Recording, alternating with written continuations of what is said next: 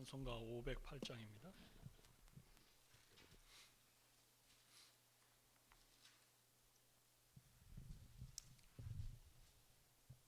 508장입니다.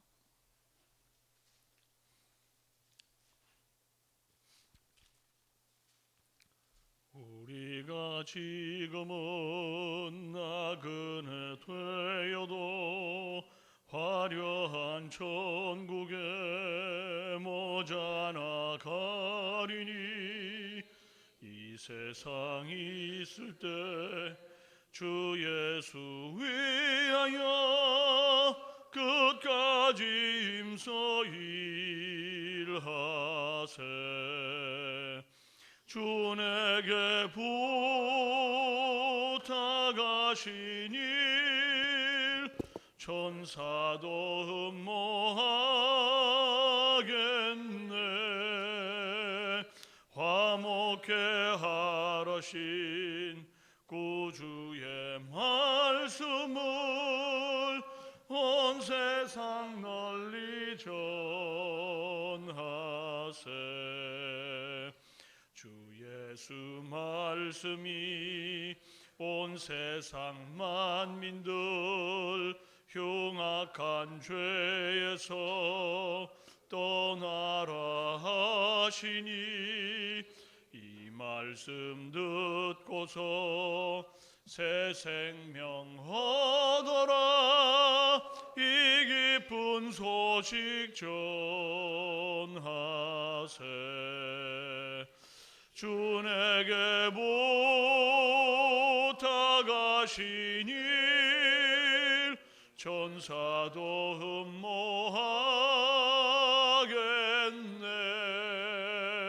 화목해 하라신 구주의 말씀을 온 세상 널리 전하세. 영생의 복락과 천국에 갈 길을 만 백성 알도록 나가서 전하세. 주 예수 말씀이 이 복음 전하라. 우리에게 부탁하셨네.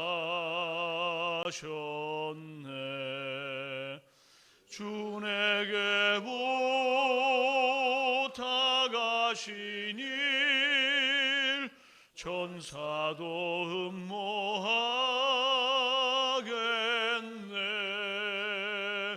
화목해 하라신 구주의 말씀을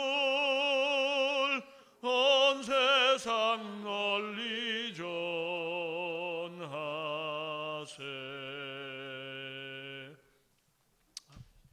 사도들 신경으로 신앙 고백드립니다. 나는 전능하신 아버지 하나님 천지의 창조주를 믿습니다. 나는 그의 유일하신 아들 우리 주 예수 그리스도를 믿습니다. 그는 성령으로 잉태되어 동정녀 마리아에게서 나시고 본디오 빌라도에게 고난을 받아 십자가에 못 박혀 죽으시고 장사된 지 사흘 만에 죽은 자 가운데서 다시 살아나셨으며 하늘에 오르시어 전능하신 아버지 하나님 우편에 앉아 계시다가 살아있는 자와 죽은 자를 심판하러 오십니다. 나는 성령을 믿으며 거룩한 공교회와 성도의 교제와 죄를 용서받는 것과 몸의 부활과 영생을 믿습니다. 아멘. 마가복음 6장 1절에서 13절입니다. 마가복음 6장 1절에서 13절.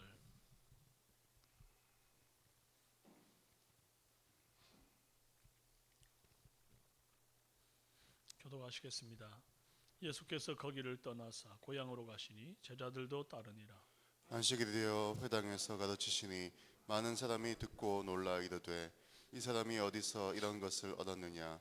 이 사람이 받은 지혜와 그 손으로 이루어지는 이런 권능이 어찌 됨이냐. 이 사람이 마리아의 아들 목수가 아니냐. 야고보와 요셉과 유다와 시몬의 형제가 아니냐.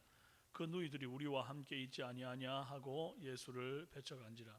예수께서 그들에게 이르시되 선지자가 자기 고향과 자기 친척과 자기 집 외에서는 존경을 받지 못함이 없느니라 하시며 거기서는 아무 권능도 행하실 수 없어 다만 소소의 병자에게 안수하여 고치실 뿐이었고 그러니 믿지 않음을 이상히 여기셨더라. 이에 모든 촌에 두루 다니시며 가르치시더라. 12제자를 부르사 둘씩 보내시며 더러운 귀신을 제어하는 권능을 주시고 명하시되 여행을 위하여 지팡이 외에는 양식이나 배낭이나 전대 돈이나 아무것도 가지지 말며 신만 신고 두 벌 옷도 입지 말라 하시고 또 이르시되 어디서든지 누구의 집에 들어가서든 그곳을 떠나기까지 거기 유하라. 어느 곳에든지 너희를 영접하지 아니하고 너희 말을 듣지도 아니하거든 거기서 나갈 때 발 아래 먼지를 떨어버려 그들에게 증거를 삼으라 하시니 제자들이 나가서 회개하라 전파하고 많은 귀신을 쫓아내며 많은 많은 병자에게 기름을 발라 고치더라. 고치더라. 아멘. 아멘. 오늘은 배척과 파송이라는 제목으로 함께 은혜 나눕니다. 예수님이 거기를 떠나 고향으로 가셨다 그랬어요. 예수님 사역의 거점이었던 가버나움을 떠나 고향 나사렛으로 가셨다 그 말입니다. 가버나움에서 나사렛까지 거리가 대략 한 60km 정도 됩니다. 최소 이틀 이상은 가셨을 것입니다. 고향으로 내려가는 길에 제자들 심정이 어땠을까요? 야, 우리 스승님 고향에 드디어 내려가는구나. 우리 랍비의 고향에 드디어 내려가는구나. 고향에 가면 얼마나 환대를 받을까 하는 기대감이었을 거예요. 사극 같은 거 보면 이 과거에 급제하겠노라고 출사표를 던지고 고향 떠났다가 급제하여 다시 고향에 돌아오는 것을 금의 환영한다. 이제 그렇게 말하잖아요. 비단 옷을 입고 고향으로 돌아온다. 출세했다. 그 말입니다. 예수님도 공생애를 위해서 출사표 던지고 고향을 떠나 이제 제자들을 모아서 고향으로 돌아오는 데다가 이미 예수님 가는 곳마다 병자들 많이 고침받고 귀신들 떠나가고 또 뭐 서기관들과 같지 않은 권위 있는 말씀 전한다는 소문이 고향까지도 다 퍼졌을 거란 말이죠. 그런데 막상 고향에서 예수님이 받는 대우는 아주 기대와는 전혀 딴판이었습니다. 예수님이 회당에 들어가서서 이제 가르치니까 사람들에게서 두 가지 반응이 나타나는데 첫째는 객관적인 능력 평가에 이어서 놀라는 그런 반응입니다. 예수님이 가르치는 그 말씀들, 손으로 행하시는 일들을 보고는 야, 이 사람이 어디서 이런 것을 얻었느냐, 이 사람이 받은 지혜와 그 손으로 이루어지는 이런 권능이 어찌 됨이냐, 어떤 의미에서 굉장히 당연한 놀라움이죠. 확실히 예수님의 가르침이 대단한 지혜인 거 맞습니다. 그리고 그 손으로 행한 일은 권능이라는 단어 말고는 달리 표현될 길이 없을 정도로 일반적인 인간이 할 수 있는 것이 아니었습니다. 그래서 놀란 거죠. 객관적인 평가인 거죠. 그런데 그 다음 반응이 문제입니다. 예수님을 인정하고 싶지 않은 겁니다. 그래서 하는 말이 3절에 이 사람이 마리아 애들 목수가 아니냐. 아니 목수 따위가 무슨 배움이 있어서 지식을 운운해. 하기도 없는 녀석이 도대체 누굴 가르쳐? 그리고 낮춰보는 거예요. 그리고 마리아의 아들 야고보와 요셉과 유다와 시몬의 형제가 아니냐. 그 누이들이 우리와 함께 여기 있지 아니하냐. 한마디로 내가 이 동네 어릴 때부터 코찔찔이 때부터 내가 봐왔는데 뭐 대단한 게 있겠어? 저러다 말지. 뭐 우연히 저러는 거지. 그렇게 배척을 하는 겁니다. 여러분 우리가 종종 하는 실수 중에 한 사람이 가진 스펙으로 그 사람을 평가하는 경향이 있다는 거예요. 그리고 어릴 때부터 봐왔으니까 그의 탁월함을 인정하기보다 여전히 그때 어릴 때 그 모습 그대로 여전히 나보다 어리고 모자랄 것처럼 그렇게 업신여기는 겁니다. 누가 나보다 잘난 꼴을 못 보는 겁니다. 아는 사람의 더 나은 변화를 인정하기 싫은 태도, 그걸 고쳐야 됩니다. 우리나라 사람들 그래서 잘하는 얘기 중에 사람이 갑자기 변하면 죽는데 이런 식으로 말하는 거예요. 변하지 말라는 겁니다. 그냥 사는 대로 살아라는 겁니다. 이게 마귀가 사람들에게 쓰는 전략입니다. 예수님을 인정하지 못하도록 덮어놓고 깔보게 하는 거죠. 지혜와 능력이 어떠함과 상관없이 이제 인정하기 싫게 만드는 거죠. 이제 그렇게 하면 결국 내가 변할 필요가 없는 것 아닙니까? 예수님을 인정하게 되면, 그분을 메시아로 인정하게 되면 내가 변해야 되는데, 그분을 인정하지 않으면 여전히 내 발 아래에 있는 존재인 것처럼 업신여기면 내가 굳이 변할 이유 없잖아요. 마귀가 제일 좋아하는 게 이런 겁니다. 변하면 죽는다는 농담 섞인 말과 함께 계속 불신의 자리에 뭉개고 앉아 있고 변하지 않고 늘 그 자리에 그냥 그대로 서 있는 거죠. 우리는 여기에서 몇 가지 궁금증을 가져야 돼요. 왜 예수님이 굳이 이 시기에 고향에 가서 배척을 받아야 하나? 이제 갓 제자들이 이제 예수님의 권능을 보고 따르기 시작했으니까 멋진 모습만 좀 보여줘도 되는데, 예수님 고향에 돌아가면 대접 못 받을 걸 모르셨을까요? 다 환영할 줄 알고 갔는데 이거 어떻게 된 일이야? 이렇게 된 걸까요? 그럴 리가 없죠. 모든 것을 다 아시는 주님이 어찌 그걸 모르셨겠어요? 그러니까 이유가 있는 겁니다. 이 역시 두 가지 이유 때문인데, 하나는 고향 사람들이 다 배척해도 그 가운데 고침받아야 할 소수의 믿음 있는 병자들이 있기 때문이에요. 그래서 그 소수의 무리들을 위하여 요거도 먹는 것까지도 감수하시는 겁니다. 5절에 거기서는 아무 권능도 행하실 수 없어 다만 소수의 병자에게 안수하여 고치실 뿐이었고, 그래요. 그래서 남들이 나 욕한다고 해서 아이고 여기는 있을 필요도 없다, 그러고는 고쳐달라는 사람이 와도 됐다, 너네들도 다 한통속 아니냐, 그리고 배척하고 예수님까지도 같이 배척하고 돌아서시는 게 아닙니다. 그 소수의 병자들을 다만 안수하여 고치셨다. 다른 하나의 이유는 이제 곧 전도를 위해서 파송할 제자들에게 쓴맛을 미리 좀 보여주기 위함입니다. 예수님 가는 곳마다 환대받고 존경받으면 예수님 따르는 길이 그 십자가의 길이 아니라 이 꽃길인 줄 알잖아요. 예수님 따르는 길이 십자가의 길이고 좁은 길이라는 사실을 알려주시기 위해서 미리 배척당하는 모습을 보여주신 거예요. 이제 독감 들기 전에 독감 백신 미리 맞춰 놓으면 맞을 때 조금 아파도 나중에 독감이 걸려도 크게 앓지를 않는 거잖아요. 예수님 배척당하는 모습을 가까이에서 이렇게 보면서 제자들이 생각하는 거죠. 예수님도 배척당했는데 나라고 별 수 있겠나? 나라고 어떻게 환영만 받아? 환영하는 사람도 있고 배척하는 사람도 있는 거지. 결국 사람들의 반응과 상관없이 예수님 하시는 것처럼 복음을 받을 소수의 사람들에게 복음을 전하는 사명을 완수하면 되는 거구나, 이것을 깨닫는 겁니다. 여러분, 모든 사람들에게 환영받기를 바라지 마십시오. 그 예수님도 못한 일입니다.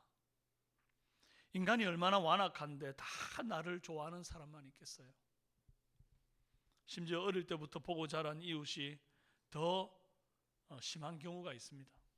그럴지라도 예수님은 그들을 향해서 화를 내거나 같이 배척하지 않았다는 것을 기억하십시오. 또 예수님을 인정하지도 않고 배척하는 것 때문에, 제자들 앞에서 체면 깎인 것 때문에 예수님 의기소침해져서 복음 전파고 뭐고 다 접고 방에만 틀어박혀 있지도 않았습니다.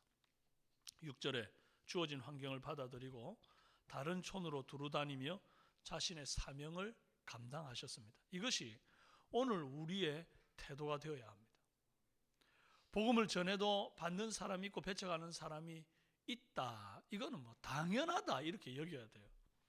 그래서 예수님처럼 낙심하지 말고 두루 다니며 계속해서 복음 전하는 삶, 이걸 살아야 된다는 거죠. 이걸 위해서 주님 부르심 받은 거예요.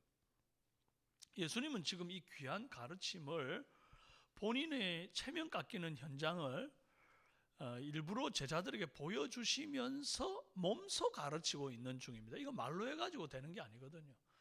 몸소 배척 당하는 것을 이제 겪어봐야, 그것을 가까이서 봐야, 이게 내 상황이 되어도 나도 견뎌내야 되겠구나, 이런 생각하게 되는 거죠. 그리고는 7절에 12제자를 부르사 둘씩 보내며 더러운 귀신을 제어하는 권능 주시고 전도를 위해 파송하십니다. 그러면서 예수님 뭐라 말하는가 하니까 11절에 어느 곳에서든지 너희를 영접하지 아니하고 너희 말을 듣지도 아니하거든 거기서 나갈 때 발 아래 먼지를 떨어버려 그들에게 증거를 삼으라. 예수님이 당하신 것처럼 너희도 배척받거든, 그 말인 거예요. 야, 너희들 잘 봤지? 내가 당하는 것처럼 너희도 배척당할 수 있어. 그렇게 되거든.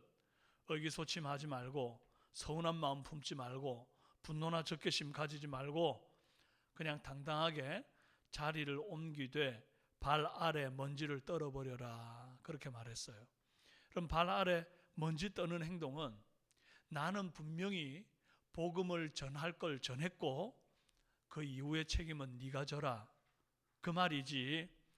내가 발에 먼지 떨어낼 때 먼지가 탁탁 떨어지는 것처럼 너희들은 천국에 들어오지 못하고 탁탁 털어져 가지고 너희들 다 저주받을 백성이야, 그런 어떤 저주의 내용을 담고 있는 게 아닙니다.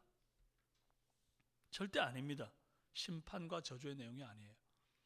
사도행전 13장 50절 51절에 이에 유대인들이 경건한 귀부인들과 그 성내 유력자들을 선동하여 바울과 바나바를 핍박케 하여 그 지경에서 쫓아내니 두 사람이 저희를 향하여 발에 티끌을 떨어버리고 이고니온으로 가거늘, 그랬어요. 여기 발에 티끌 떨어버리고 또 다른 곳으로 전도하러 가잖아요, 그죠? 배척하면 발에 티끌만 탁 털고 여전히 그냥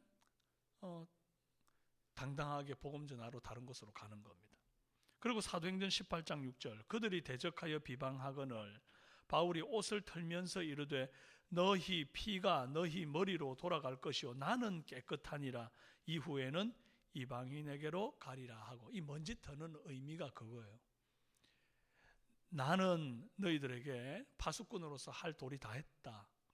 이제 너희가 믿지 않은 것은 너희 이 피가 너희에게로 돌아가지 전하지 않았다고 나에게 피를 찾을 이유는 없다. 이제 나는 깨끗하다. 나는 내 할 도리 다 했다. 그 말입니다. 그러니까 우리가 이렇든 저렇든 배척을 당하든 그렇지 않든 내 삶 가운데 만나는 사람들에게 복음을 전할 때 내 할 도리 다 한 거다, 이 말입니다. 근데 그거 안 하면 여호와께서 이후에 그들의 피를 내게서 찾을 수도 있다 하는 것입니다. 마음의 미움이나 분노나 불쾌함도 먼지 털듯 탁탁 털고 나는 최선을 다했고 복음을 외면한 책임은 너희가 진다라는 당당하고 확신 있는 태도로 오늘 하루 여러분들의 삶의 현장에서 힘껏 복음 전하시기를 바랍니다. 저와 여러분도 복음을 들고 사람을 만날 때 때로는 배척당하고 때로는 환영도 받는 그런 전도자의 체험을 많이 할 수 있기를 바랍니다. 그것이 바로 우리가 예수님 닮는 길이고 제자의 길을 걷는 자들인 줄로 믿습니다. 이 시간 함께 한번 기도하십시다. 살아계신 하나님 아버지, 예수 제자로 살아간다는 것, 그것은 예수님을 닮는 것을 의미할진데 우리 예수님 항상 환영만 받지 않았고 때로는 배척도 당하고 업신여김도 당하고 정말 마을에 들어오지 못하도록 아예 그냥 사람을 쫓아내는 그런 멸시도 당했는데, 하나님이여 우리라고 환대받기만을 좋아하는 그런 마음을 가진다면 예수님 닮는 모습 아닐 줄 압니다. 내 삶에 항상 만나는 누구에게든지 정말 환영을 받든 혹은 멸시를 받든 간에 상관없이 당당하게 내 할 도리 다하는 복음 전파의 사명 감당하는 그런 사명자들, 전도자들 다 되게 하옵소서. 작은 예수 되고 제자의 길, 십자가의 길 걷는 우리 모두가 되도록 은혜 베풀어 주시옵소서.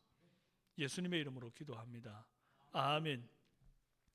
금요 기도 제목을 가지고 우리 함께 기도합시다. 주일 예배를 위해서 많은 지금 새 가족들이 우리 교회에 지금 오고 계시는데 그분들이 잘 정착되고 정말 우리 교회 안에서 인생의 새로운 의미와 바른 길을 찾고 참된 평안을 누릴 수 있도록 위해서 기도해 주시기를 바라고, 교회 성장반이나 제자반 여러 가지 어떤 진행되고 있는 사역들을 위해서도 기도해 주시기를 바랍니다.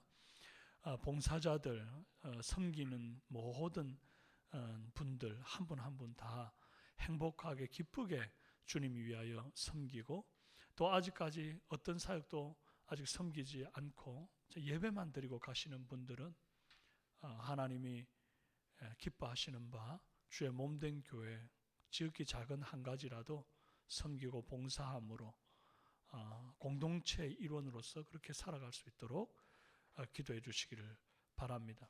군문에 있고 타지에 있고 연약한 모든 우리 환우들을 위해서도 간절한 마음으로 기도하시다가 자유롭게 돌아가시도록 주여 한번 부르시고 기도하십시다. 주여